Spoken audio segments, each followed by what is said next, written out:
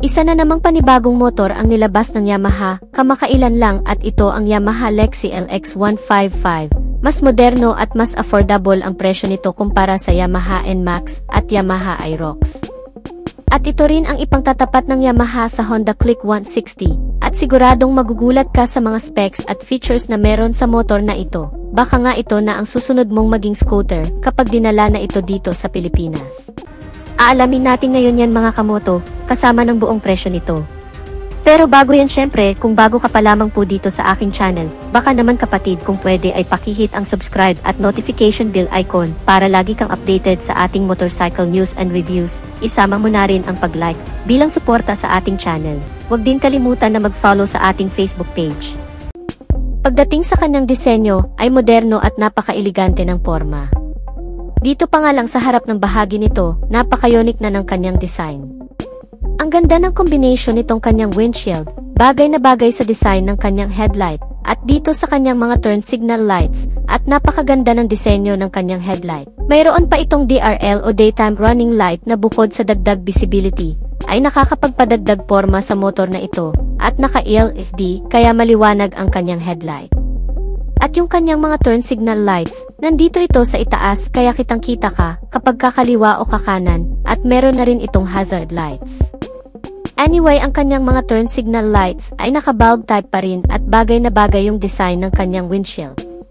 Para itong pinaliit na Yamaha NMAX, mas simple ito pero maxi-scooter pa rin ang kanyang datingan. Pagdating naman dito sa kanyang tail light, medyo maliit ito, pero naka-LED na rin yan kaya maliwanag siya.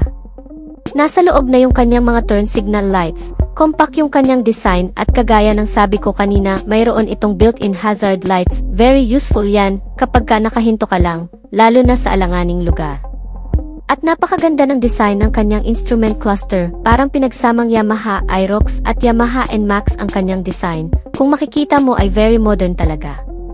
Fully digital display kaya madaling maintindihan ang kanyang mga indicator, at magkahiwalay pa yung kanyang mga turn signal lights indicator. Kaya hindi ka malilito at pwede mo na ring i-connect ang cellphone mo dito, dahil meron itong Yamaha Way Connect na kung saan ay makikita mo dyan sa panel mo kung may tumatawag or may nagte-text sa'yo. At makikita mo naman sa cellphone mo ang buong status ng motor mo, kung merong bang sira o merong kailangang palitan, mas madali mo siyang makikita. Anyway, itong bagong Yamaha Lexi LX155 ay merong dalawang variation, isang keyless at isang desusi. Itong naka-keyless system ay meron siyang anti-lock braking system. Very convenient ito, dahil meron na itong built-in charging port. Pwede kang mag-charge ng cellphone mo dito. Very useful ito, kung gagamitin mo ang motor mo pang hanap buhay. Speaking of hanap buhay, perfect na perfect pang hanap buhay ang motor na ito. Dahil naka-flat footboard ito, kaya kung marami kang dala-dala kung delivery rider ka, ay hindi ka mahihirapang maglagay ng mga gamit sa harapan mo. Like mga parcel at kung ano-ano pa, dahil meron siyang space na pwedeng paglagyan dito sa harapan. So pinagsamang panghanap buhay at pangporma ang design nitong Yamaha Lexi LX155. Kapansin-pansin din na malapad ang kanyang footboard. Medyo ma-extend mo siya ng konti, pero hindi ito kagaya ng Yamaha NMAX na matutuwid mo ang paa mo. Pagdating naman sa engine nito, the same lang din naman sa Yamaha NMAX at Yamaha Aerox. Meron itong 155 cubic capacity na engine displacement, liquid cooled, single overhead cam, 4 valves. Naka-fuel injected na ito at power by Blue Core technology. At syempre meron din itong variable valve actuation. Ang compression ratio nito ay nasa 11.6:1. At ang kanyang maximum power ay 11.3 kW at 8,000 revolution per minute, with a maximum torque of 14.2 Nm of peak torque, at 6,500 revolution per minute. Mas lightweight na rin pala ang scooter na ito, dahil 116 kilos lang yung standard version, at 118 kilos naman yung anti-lock braking system na version.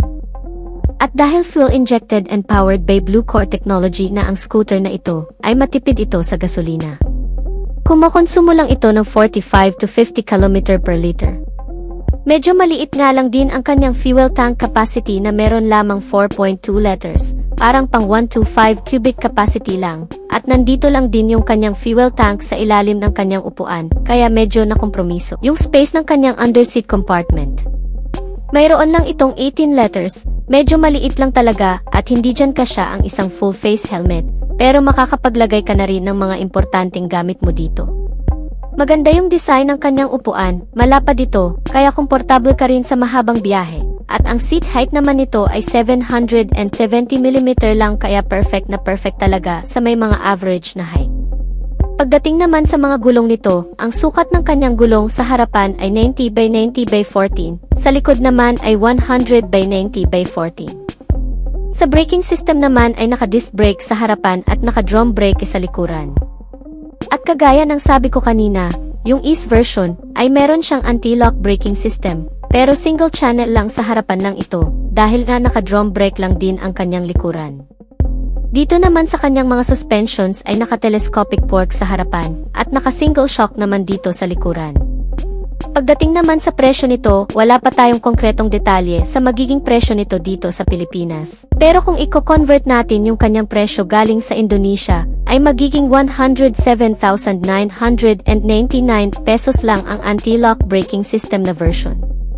Pagdating naman sa presyo nito, siguradong mas affordable ito kumpara sa Yamaha Aerox at Yamaha NMAX, pero sa ngayon wala pa tayong konkretong detalye patungkol sa magiging official na presyo nito dito sa Pilipinas. Dahil nga kakalabas nga lang nito sa bansang Indonesia, pero kung i-convert natin yung kanyang presyo galing sa Indonesia, ay 107,999 lang ang anti-lock braking system na version, at 91,046 pesos lang yung standard version. Pero syempre, hindi yan ang magiging presyo ng bagong Yamaha Lexi. Maaaring nagre-range ng 115 to 118,000 pesos ang anti-lock braking system na version. At nasa 110 to 112,000 pesos naman yung standard version. Yan naman ay estimated price pa lang para dito sa bagong Yamaha Lexi LX155.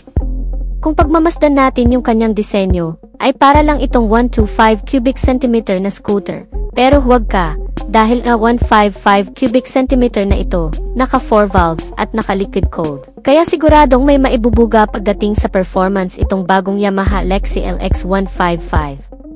At paniguradong marami rin ang tatangkilik sa motor na ito kapag dinala na ito dito sa Pilipinas, dahil unang-una napakaganda ng kanyang forma at naka-flat footboard pa ito, kaya perfect na perfect talaga pang araw-araw. Ikaw kamoto, kapag dinala na ba itong bagong Yamaha Lexi LX155 dito sa Pilipinas, isa ka rin ba sa mga bibili nito? Just comment your thoughts in the comment section down below kung ano ba ang masasabi mo tungkol sa scooter na ito. So hanggang dito na lang tayo mga ka-Wizard Moto. Sana ay nagustuhan nyo ang video, at kung nagustuhan nyo ay pakipindot ang like button bilang suporta sa ating channel. Pakihit na lang din ang subscribe button at notification bell icon para lagi kang updated sa ating motorcycle news and reviews. Maraming salamat sa walang sawang pagsuporta. Ride safe and God blessed.